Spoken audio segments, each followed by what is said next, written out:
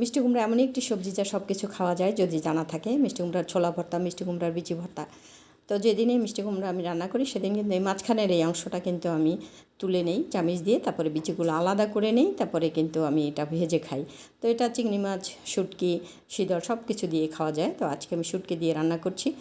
প্রথমে কড়াইতে তেল দিয়ে দিলাম, তারপরে পেঁয়াজ কুচি, রসুন কুচি, কাঁচামরিচ ফালি, হলুদ গুঁড়া, মরিচ গুঁড়া, স্বাদ মতো লবণ আর শুটকি দিয়ে দিলাম। দিয়ে আমি নাড়াচাড়া করে কষিয়ে নিচ্ছে, একটুখানি পানি অ্যাড করে দিয়ে দিলাম।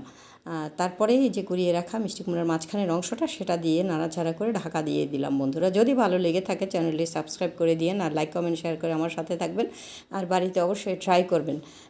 এত মুখরোচক এই রেসিপিটা। তো ঢাকা দিয়ে দিলাম।